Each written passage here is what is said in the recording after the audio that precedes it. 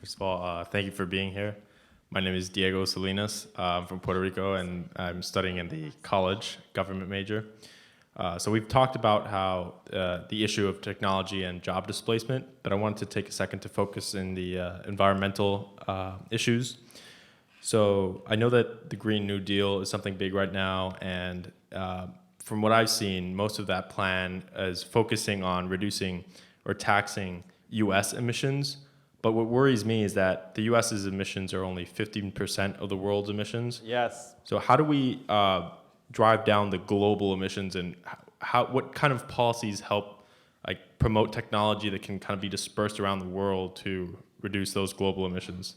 It's so true, man. I say the same thing. We're 15% of global emissions, so even if we were to go hog wild reducing emissions, we're probably just slowing the rate incrementally.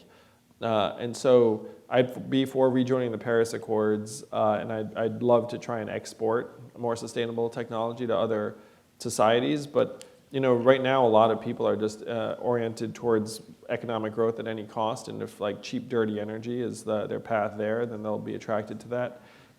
So I have a relatively dark view on this. Shocking, but I have a relatively dark view on the path of climate change, where we need to start preparing for the worst effects.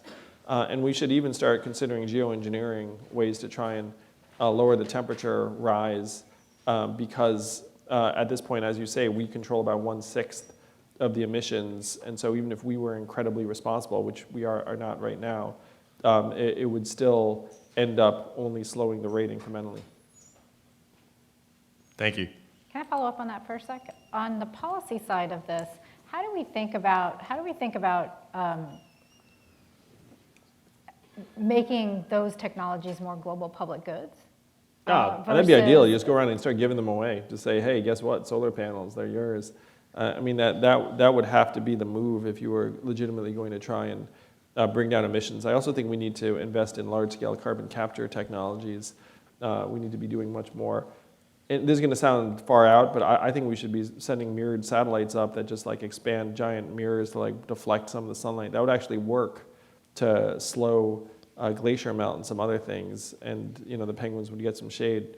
But we legitimately should start making moves like that are reversible. It's not permanent. You're we don't like the way this worked. But just saying hey, we're gonna slow emissions, it's a loser over time. So, sorry, a quick follow-up. Would you support what do you call that? Subsidizing research and development on technology? Oh yeah, I would go huge. I love that stuff. My father has 69 U.S. patents.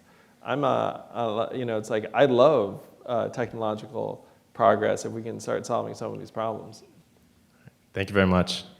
Are all y'all paying attention? Automation gonna sweep the nation unless we get him in. Andrew Yang, 2020 freedom dividend. Climate change is real again. Science rules.